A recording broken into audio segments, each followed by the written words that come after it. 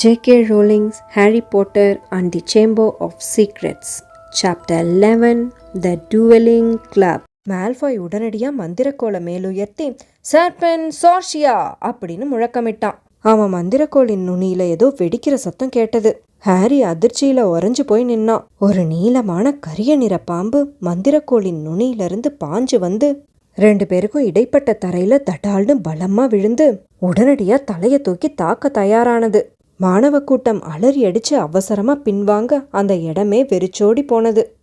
அசையாம நில்லு போட்டர் அப்படின்னு அலட்சியமா சொன்ன ஸ்னேப் அந்த உக்கிரமான பாம்பை கண்ணோட கண் பார்த்தபடி பயத்துல உறைஞ்சு போய் அசைவற்று நின்ன ஹாரிய தான் கண் குளிர பாக்குறது மற்றவங்களுக்கு தெரியும்படி ரசிச்சு பார்த்தாரு.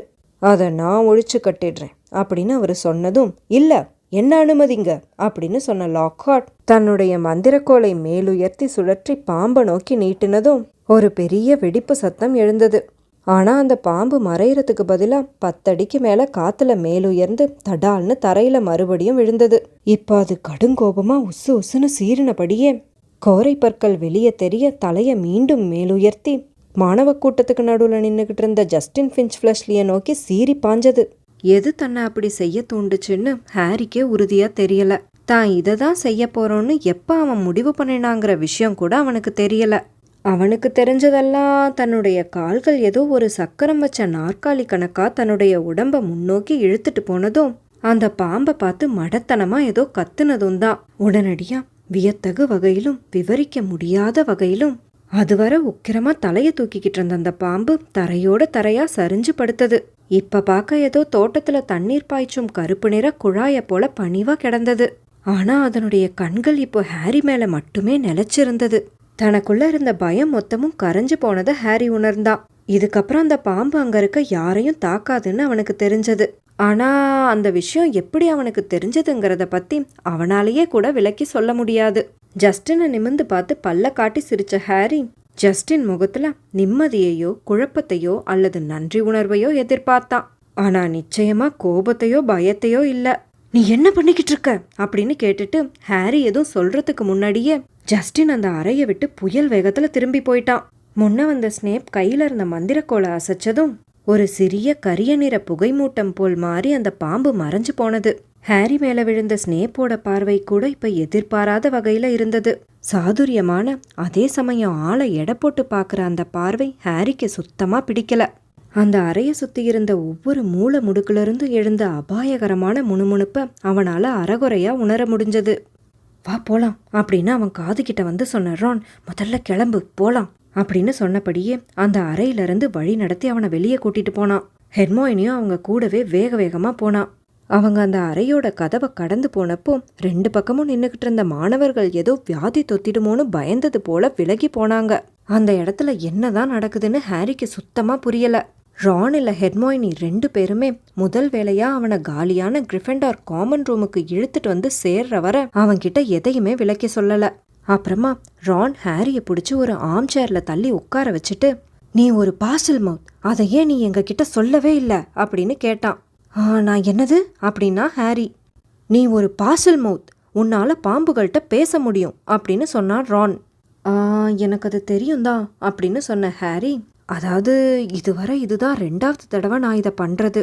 உயிரியல் பூங்கால ஒரு தடவை போவா கன்ஸ்ட்ரக்டரை என் கசின் டட்லி மேல தவறுதலா ஏவி விட்டுட்டேன். அது ஒரு பெரிய கதை. ஆனா அது என்கிட்ட தான் பிரேசில பார்த்ததே இல்லைன்னு சொல்லிக்கிட்டு இருந்தது. என்ன பண்றோன்னே தெரியாம நானும் அதை விடுவிச்சிட்டேன்.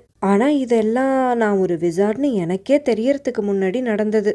என்னது, ஒரு போவா கன்ஸ்ட்ரக்டர் பாம்பு தான் இதுவரை பிரேசிலையே பார்த்ததில்லைன்னு உன்கிட்ட சொல்லுச்சா அப்படின்னு ரான் மெல்லமா நம்ப முடியாதபடி ஹாரி கிட்ட திருப்பி கேட்டான்.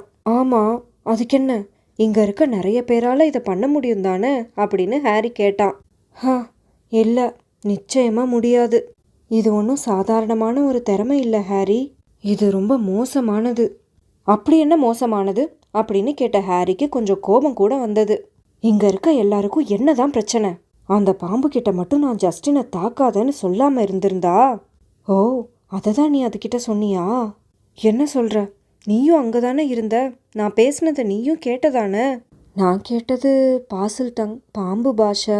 நீ அதுகிட்ட என்ன வேணா சொல்லியிருக்கலாம். ஜஸ்டின் பதட்டம் அடைஞ்சதுல எந்த ஆச்சரியமும் இல்லை. ஏன்னா நீ பேசினதை கேட்க ரொம்ப வித்தியாசமாக பயங்கரமாக இருந்தது. ஏதோ அந்த பாம்பை நீ தூண்டி விட்ட மாதிரி. அதை கேட்ட ஹாரி அதிர்ச்சியில் வாயை பொளந்து ரானை பார்த்தான். அப்போ நான் வேற மொழி பேசினேனா? ஆனால் நான் ஏன் அதை உணரவே இல்லை? எப்படி ஒரு மொழி தெரியாமலே என்னால் அதை பேச முடியும்? தனக்கும் தெரியலைங்கிற விதமாக ரான் தலையசைச்சான். அவன் மற்றும் ஹெர்மாயினி 2 பேருமே நெருக்கமானவங்க யாரோ இறந்து போயிட்டதை போல முகத்தை வச்சிருந்தாங்க. அப்படி என்ன பயங்கரமான விஷயம் இப்போ நடந்துடுச்சுன்னு ஹாரிக்கு விளங்கவே இல்லை. சரி, ஒரு அருவருக்கத்தக்க பெரிய பாம்பு ஜஸ்டின் தலையை தனியாக கடிச்சு எடுக்கிறத தடுத்ததுல இப்போ என்ன பிரச்சனைன்னு என்கிட்ட சொல்றியா? அதை நான் எப்படி தடுத்து நிறுத்தி இருந்தாதான் என்ன? ஏதோ ஒரு நல்ல நேரம் அந்த ஜஸ்டினும் போய் ஹெட்லெஸ் ஹண்ட்ல சேர வேண்டிய அவசியம் இல்லாமல் போயிடுச்சு. பிரச்சனை தான் அப்படின்னு கடைசியாக மெல்லமான குரலில் ஹெர்மாயினி பேசத் தொடங்கினா. ஏன்னா பாம்புகளுடன் பேசும் திறன் தான் சலசா ஸ்லிதரினின் புகழ்பெற்ற விஷயமே.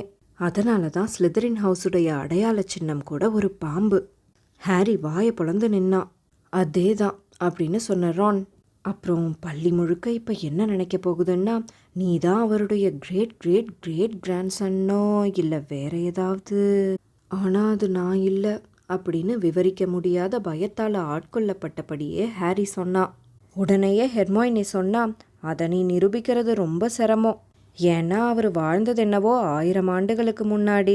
இப்போ எங்க எல்லாருக்கும் தெரிஞ்ச வர நீ அவருடைய சந்ததியா இருக்கலாம்.